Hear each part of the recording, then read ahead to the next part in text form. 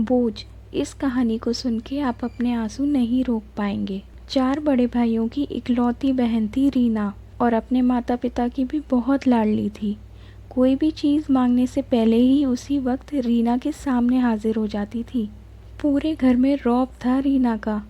पूरे परिवार और नौकरों पर एक राजकुमारी की तरह हुक्म चलाती थी रीना। बड़े घर की होने के कारण स्कूल और कॉलेज में भी पूरा रौब था उसका। आखिर बड़े घर की लाडली जो थी वह कॉलेज में भी बड़ी गाड़ी से आना जाना, हर दिन नया फैशन, नए कपड़े और उसके ठाट बाट देखकर हर कोई उससे दोस्ती करना चाहता था। कुछ ही दिनों में उसके खूब सारे दोस्त बन गए।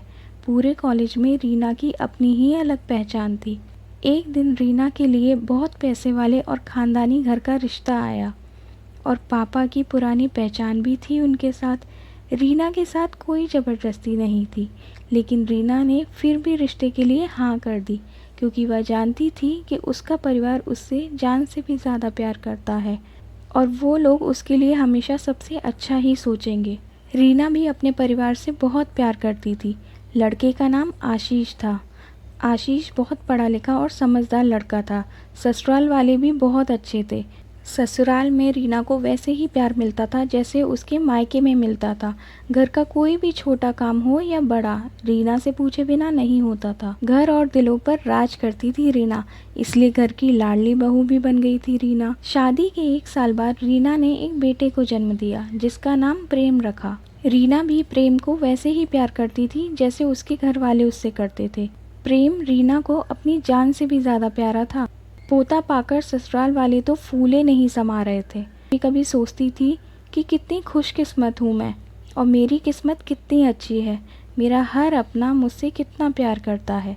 जीवन में चाहे कैसा भी समय आए, लेकिन मेरे अपने कभी मेरा साथ नहीं छोड़ेंगे, हमेशा मेरे साथ रहेंगे। मैं अकेली कभी नहीं हो सकती। लेकिन शायद रीना की खुशियों को खुद की ही नज़र लग गई थी। एक दिन वह आशीष और प्रेम के साथ अपने मायके जा रही थी। रास्ते में उनकी कार का एक्सीडेंट हो गया, जिसमें रीना, आशीष और प्रेम काफ़ी जख्मी हो गए थे। कुछ दिनों के इलाज के बाद आशीष और प्रेम तो ठीक हो गए, लेकिन रीना पूरी तरह ठीक नहीं हो सकी। उसके सर पर चोट लगने के कारण वह अपनी दोनों आंखों की रोशनी खो बैठी थी। अब रीना की किस्मत जैसे उल्टे पांव चलने लगी। मायके वाले कुछ दिनों तक तो उससे मिलने आते रहे, फिर कभी कभार फ़ोन पर ही बात करके पूछ लेते कि अब कैसी हो। धीरे धीरे ये सिलसिला भी कम हो गया। उसके ससुराल वालों को भी उसके प्रति सहानुभूति कम होने लगी। घर में किसी को भी पास बैठने को कहती तो जवाब मिलता, बहुत काम है अभी, और अब तुम तो कोई काम कर नहीं सकती, तो हमें ही करना पड़ेगा। आशीष भी हर बात में चिड़चिड़ करने लगा था। बस प्रेम के साथ ही हंसते खेलते उसका वक्त गुजरता था। एक दिन रीना के हाथ से कुछ सामान गिर गया, जिसकी वजह से प्रेम को हल्की सी चोट लग गई। तो उसके सास ससुर ने बहुत कलेश किया और रीना से प्रेम को अलग कर दिया कि कहीं उसके ना देखने की वजह से बच्चे को कोई बड़ी चोट ना लग जाए। रीना अंदर से टूट चुकी थी और एक दिन उसने सबके सामने मायके जाने की इच्छा रखी, तो आशीष उसे तुरंत मायके छोड़ आया, जैसे कि वह भी यही चाहता था। लेकिन प्रेम को उसके साथ नहीं भेजा। रीना कभी प्रेम से दूर नहीं रही थी, आखिर माँ जो थी उसकी। पर अपनी कमी के कारण उसने किसी से भी ज़्यादा बहस नहीं करी। रीना को लगा कि वह 4-5 दिन वहाँ रहेगी तो थोड़ा हवा पानी बदल जाएगा और उसका मन भी अच्छा हो जाएगा, क्योंकि वह कितने दिनों से आखिर बाहर भी तो नहीं गई थी। घर वाले भी इतने दिनों बाद उसे देखकर बहुत खुश होंगे, ये मन ही मन विचार करके वो अपने मायके चली गई। रीना के घर पहुंचने पर सब लोग बहुत खुश हुए। खाने में सब कुछ रीना की पसंद का ही बना था। उसने अपने मम्मी पापा और भाई भाभीयों से दिल खोलकर बातें की। उनके छोटे छोटे बच्चे भी बुआ के साथ खूब खेलते। रात को सोने के वक्त जब वह अपने कपड़े बदलने लगी तो उसे पता चला कि उसका बैग तो बहुत भरा हुआ था। वह सब समझ गई और बहुत दुखी और उदास हो गई, लेकिन किसी को कुछ नहीं बताया। कुछ दिनों तक तो सब ठीक रहा, फिर जैसे सब बदलने लगा, सबका व्यवहार भी बदल रहा था। वह लोग जैसे थक चुके थे उससे। सब लोग घुमा फिरा कर पूछने लगते कि आशीष उसे लेने कब आ रहा है। वह अलग अलग बहाना बना देती, जबकि वह जानती थी कि उस घर में अब उसके लिए कोई जगह नहीं है।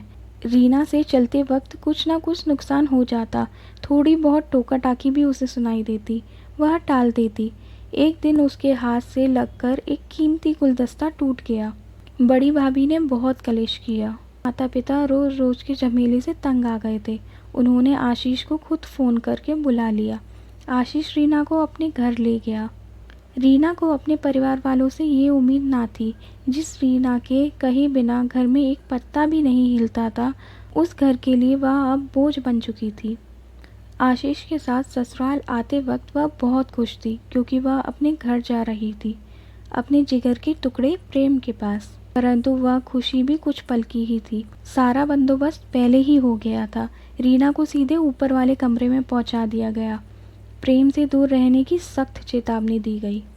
एक कामवाली मालती को उसकी जिम्मेदारी सौंपी गई, जो उसके खाने पहनने जैसी ज़रूरतों का ध्यान रखती। रीना ज़्यादातर चुप ही रहती। कभी कभी कामवाली मालती से थोड़ा बतिया लेती। उसके ज़रिए अपना जीवन काटने लगी। दोस्तों, समय कब करवट ले ले पता नहीं। रीना की कहानी हमें यह सीख देती है, अगर जीवन में हमारे अपनों को जब हमारी सबसे ज़्यादा ज़रूरत होती है, तब हमें उनका साथ नहीं छोड़ना चाहिए। यह कहानी आपको कैसी लगी कमेंट में ज़रूर बताना। अगर पसंद आई हो तो लाइक शेयर करें। मेरे चैनल पर पहली बार आए हैं तो मेरे चैनल को सब्सक्राइब करें। वीडियो पूरी देखने के लिए बहुत बहुत धन्यवाद। राधे राधे।